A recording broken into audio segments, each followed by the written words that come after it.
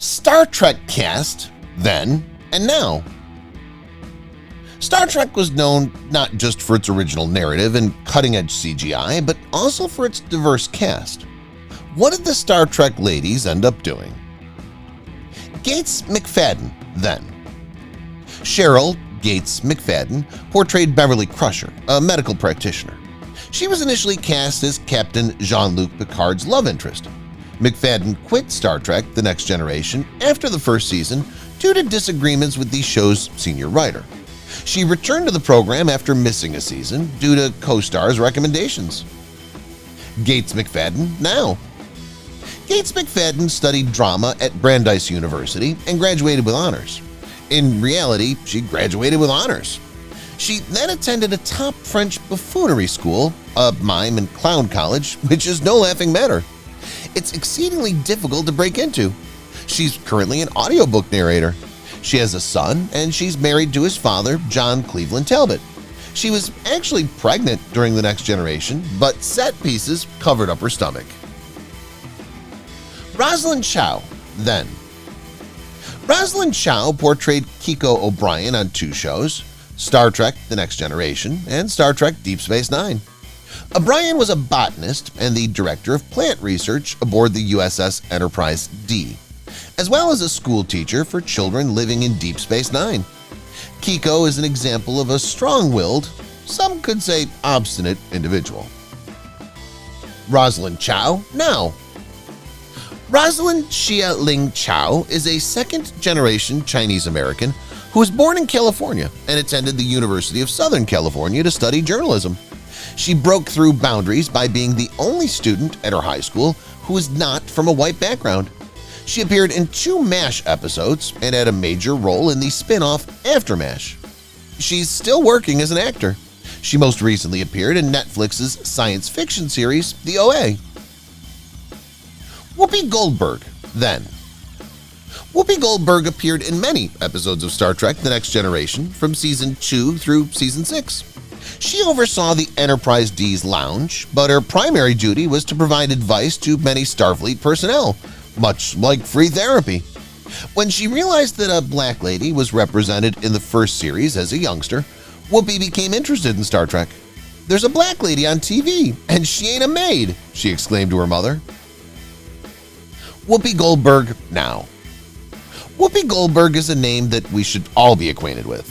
Goldberg is a huge success, being one of just a few people to ever reach EGOT status. This implies she won an Emmy, a Grammy, an Oscar, and a Tony. Only 12 people in total have accomplished this amazing feat. She's still a well-known face on television, as well as one of The View's hosts. She will nevertheless be recognized for masterpieces such as Sister Act and The Color Purple. Grace Lee Whitney then. Grace Lee Whitney portrayed Janice Rand in Star Trek: The Original Series. Whitney appeared in the first season and even helped promote the program before it debuted. She was removed from the cast, however, because the writers wanted Captain James T. Kirk to explore other love interests. The dismissal was a dubious and unfortunate decision, and Roddenberry expressed remorse. Later in her career, she appeared in films and at conventions. Grace Lee Whitney now. Grace Lee Whitney appeared in the classic comedy film Some Like It Hot, featuring Marilyn Monroe and Jack Lemmon. She was also a Broadway performer, having starred as Miss Holland in the musical Top Banana. Grace was also the first woman to play the mermaid in the Chicken of the Sea tuna fish movie.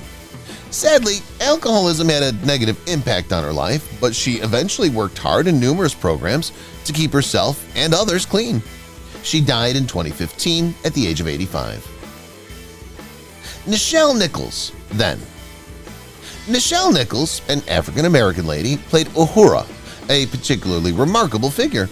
She was the communications officer who sat on the bridge and was considered an equal decision-maker. Martin Luther King Jr. persuaded her to remain on the program, even though she wanted to leave because her presence on TV was so crucial. It was crucial since she was the first black character with authority on any TV program. Ultimately, she climbed to become a Starfleet captain. Nichelle Nichols now. Nichelle Nichols began her career as a vocalist, and she was well known enough to perform alongside the great Duke Ellington.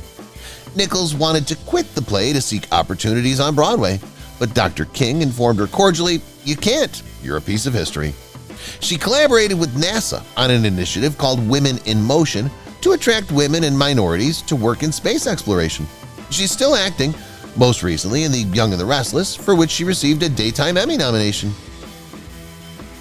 Nana Visitor, then.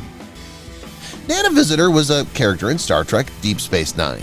She was a fierce fighter, particularly a Bajoran resistance rebel.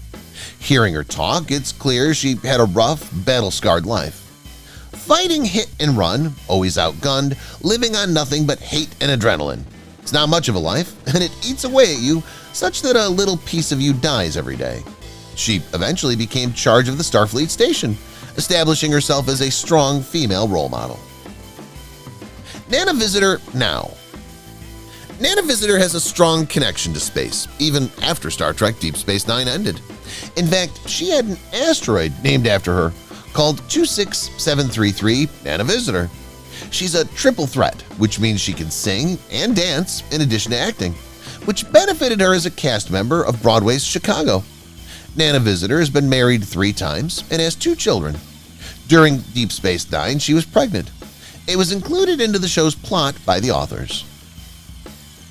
Roxanne Dawson, then. Roxanne Dawson portrays half-Klingon, half-human B'Elanna Torres in Star Trek Voyager.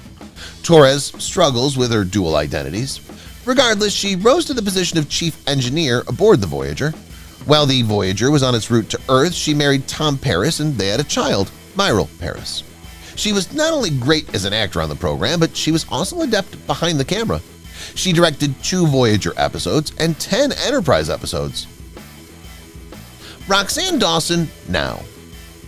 Roxanne Dawson began her career on Broadway, not a terrible place to start, as a member of the cast of the musical A Chorus Line. She changed occupations after Star Trek and became a much better director. She's been in popular series such as Lost, Heroes, Agents of S.H.I.E.L.D., and The Mentalist. She was married to Casey Biggs, who later became a cast member on Star Trek Deep Space Nine. She subsequently remarried casting director Eric Dawson. Denise Crosby, then. Denise Crosby played Natasha, or Tasha Yar in Star Trek The Next Generation. She portrayed a lieutenant in charge of security. Originally, she was cast in another part, but Roddenberry changed his mind. Although she began with a more prominent position, she was soon pushed to the sidelines. "I was struggling with not being able to do much with the character," she said. "I had all these plans but couldn't carry them through. I was there only for show." Denise Crosby now. Denise Crosby was up in a Hollywood household that includes her father, Dennis Crosby, and Grandpa, Bing Crosby. She dropped out of college and began performing. Crosby received her first major job on Days of Our Lives.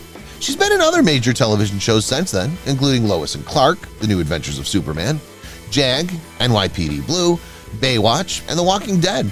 She was most recently seen in Castle and The Watcher. Her spouse, Ken Silk, and she have a kid called August.